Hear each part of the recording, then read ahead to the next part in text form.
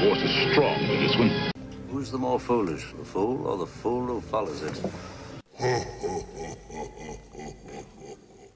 Laugh it up, fuzzball. You were the chosen one!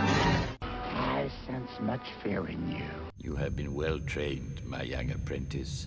They will be no match for you. Yes, my master.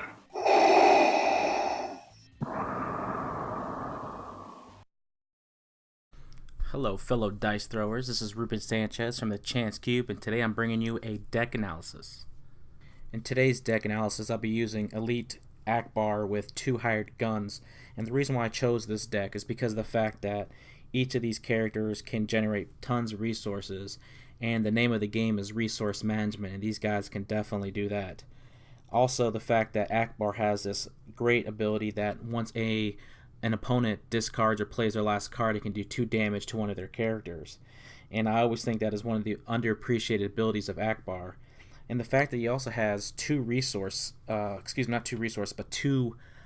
focus sides on him can definitely change the game up quite quickly. The hired guns basically speak for themselves. They each have a 2 range for 1 resource and 3 range for 1 resource. I mean, you have the money. You can do damage basically every single turn with these guys. So I always love doing that, especially with the battlefield that you choose with the Rebel War Room. It's always going to be a good time. Okay, so let's start with the upgrades. This deck runs 17 upgrades, and right now I'm going to start with the guns first. It comes with 2 holdout blasters, which is pretty typical for any kind of range deck. The best part about this, it has ambush and redeploy. Of course, it has 3 range damage sides, which is always very helpful when you're playing a range deck. Also, it runs 2 D8-17 blaster pistols. Once again, it has 3 ranged damage sides, and it also has 2 blanks. This is one of my favorite pistols because, of course, it's cheap, but you also have 3 range, and it costs 1. I mean, you can't beat that. Also, it runs 2 copies of the DL-44 heavy blaster pistol. What I love about this card is the fact not only does it have ambush and 3 great ranged damage sides, but also has the ability that once it enters the play, it forces an opponent to choose and remove one of their die. And if timed correctly, it could really do some damage to them. So it costs 3, but with all the money that you make with this deck, it's not going to be too much of a problem to bring out. And also, this deck runs 2 Cunning, which I really like this card. You're running 2 yellow characters. It's pretty easy to play, specifically since you got the money, but also what it does is you can resolve the special ability on another card in play as if it was your card. Now, there's a lot of specials on some of these cards that people are playing, like Mind Probe or Force Throw and whatnot, that it could really hurt them. And it definitely is a good card to have in your deck because you just never know when you need the extra damage or you need that extra ability to help offset any kind of mitigation they're doing and whatnot. So I really like this card. The focus side is really, really great, and it also has resource on it. I mean, you can't beat that. So I run 2 of those. I'm also running 2 promotions. I mean, it speaks for itself. It's a red character only, so basically going to be playing it on eAckbar only. But it also replaces itself. You get to draw another card, and it also has a +1 range modifier, a focus, a shield, and a 1 resource. I mean, it has the +1 melee modifier, but it's not really going to specifically help you in this deck, but the other sides are pretty good. I'm also running 1 scout. I do like the scout very much so because it has the focus side. It also has a resource side, which is very, very beneficial. It also has 2 disrupt for 1 resource, which could in a pinch help you out when need be, but it also has 2 specials that let you look at an opponent's hand and discard their cheapest card from it. If you combo that with eAckbar's ability, it's another good way to do 2 damage, plus also get rid of one of their better cards like Electroshock or Sith Holocron and whatnot. I'm also running a 1 of Hunkered Down. There's a lot of range aggro decks that are in the meta right now, specifically in my local meta as well. But I like this card because, it gives you a shield, it costs 0, but at the same time, it helps protect, your characters. Each character that you play has 9 life, so right there, it's 27 health that you're trying to, make sure that they don't kill you. So adding a hunker down is always a good idea. I started with 2, but I also like, running 1 isn't a bad idea. I might have to change it, depends on how it works. But right now in testing, it's been playing really well. So, you add, 2 second chances to this deck as well, because of course, you're running yellow characters, and anytime you run a yellow character, running 1 or 2 of second chance is never a bad idea. It costs 3. The money's not really the issue of paying for this, it's just when to play it.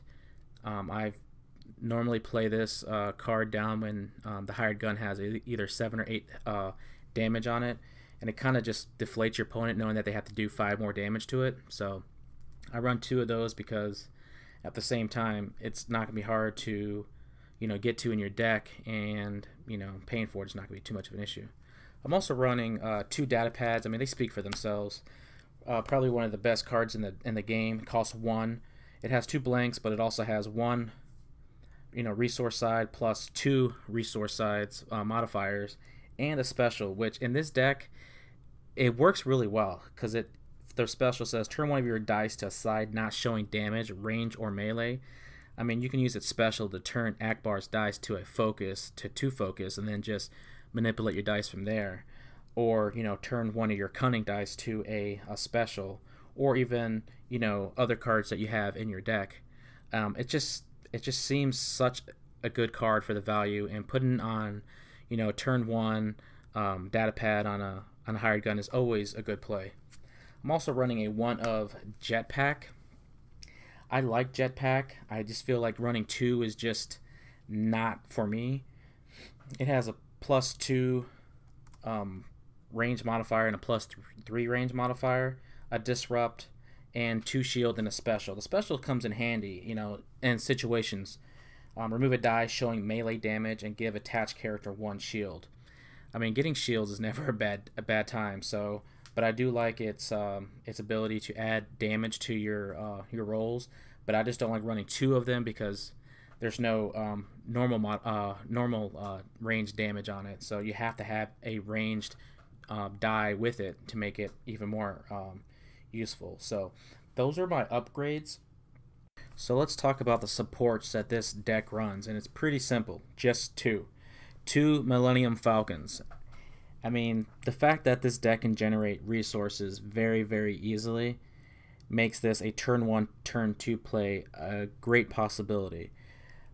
The Falcon has a 3 range, 4 range, 2 focused, 3 discard, 2 resource side, and a special, which the special says play a yellow event from your discard pile or hand for free. I mean, just the card itself, it's just so much damage, and I always use the Falcon as a Django counter because, you can just roll the Falcon and just put, Django has to roll, because if you can do 4 damage to him every turn, they want to decide that, hey, I don't want to roll Django. This is a very good counter for it. And of course, the 2 focus sides speaks for themselves. The 3 discard die is really, really good, especially when you're playing with eAckbar, because it's basically, if you discard their hand, that's 2 damage you could do to their characters because of eAckbar's ability. And of course, getting resources is always a great time. So this is the reason why I run 2 of these, because I like to draw it early on in the game. If my opening hand is if I have like a scout or data pad and a Falcon, I'm very much in a good spot.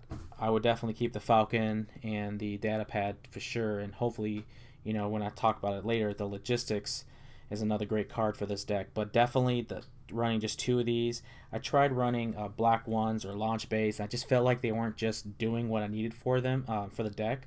So that's the only reason why I'm running 2 of these Falcons, because I consistently drop these, and just your opponent, when they see this drop, just kind of like deflates a little bit, because this is a tough card to deal with. And right now, there's not many 2 cards that can deal with the Falcon unless you're dealing with dice manipulation. They're going to spend a lot of those cards just to do that. So that's why I'm running 2 of these. And now we'll talk about the events that I'm running in this deck. Basically, for manipulation of dice, I'm running 2 electroshocks. I mean, if you're running yellow, running this card is, I would say, definitely a must-have in your deck. Spot a yellow character, I have 2, so if 1 dies, I can still use it. It's basically spotted yellow character, remove a die, showing a value of 2 or lower. That includes specials. That includes 2 range modifiers. That includes focus. It includes anything that could possibly hurt you. So definitely running 2 of these. I mean, for 1 resource, it's a pretty good deal. I'm also running 2 flanks. I'm running 3 characters, and 9 times out of 10, I'm playing 2 character decks. Sometimes I'm playing 3, but I'm always tend to have these cards being used quite well. Play if you have more ready characters than an opponent, and you get to remove one of their opponent's dice. I mean, for 1 resource, it's just a great card to have. So I'm running 2 of those. I'm also running a 1 of reversal. I started with 2 of, but I do like the fact that this card is, for 3 cost, you get to spot a yellow character, remove a die showing damage, melee, or ranged, and deal that damage to a character. This card can, in a pinch, when they least expect it, like you have 3 resources, they want to roll Django, and they have some dice out there they want to do damage with, but they don't use it right away. You can basically pitch that dice right back at them and do that damage when they least expect it. So it's definitely a really good card. For 3, it's a little price heavy, but in this deck it shouldn't be too much of a problem. So I'm just running 1 of those. I started with 2, but now I'm back to 1. And now everyone's favorite non-unique card to use is Squad Tactics. I mean, cost 0, activate any number of your non-unique characters at once. It's pretty simple.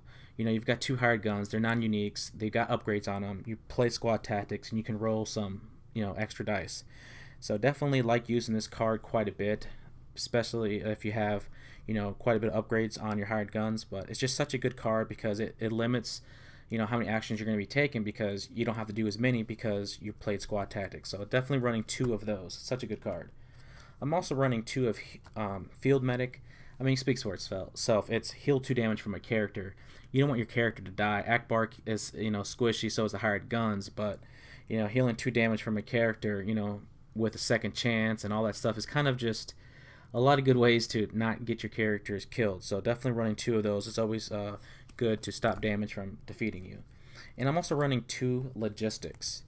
I mean, you build up resources in this deck quite well. If you have this turn 1 and you have a Falcon in your hand, you can play logistics, get 1 of your resources, you're up to 4, and if you can get 1 more resource out on that turn with 3 characters who can specifically just are used really well with resource management. So definitely it's a very good chance that you can get your Falcon out turn 1. I mean, increases the value by 1, and it costs 0. I mean, you're not really losing anything except a card in your hand, but you're also getting an extra resource. The only downside of this card is to spot a red character.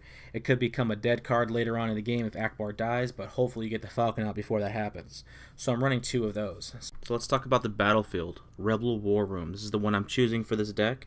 I believe it's the most efficient use of the hired guns, and this is what it does. Claim. Resolve 1 of your dice. If it has a resource cost, you do not have to pay it. Hired gun has 2 sides on it that has 2 damage for 1 resource and 1 for 3 damage and 1 resource. And I believe this is probably the best use of this battlefield for this deck, especially if you do get to claim it. I feel like it makes it more efficient for the deck itself to use this, because you can claim, not have to pay the resource, and get basically some free damage without having to use any of your money. So this is the reason why I chose it, and I feel like it's more efficient for the deck. And lastly, let me just give a little bit of deck analysis of why I'm playing this.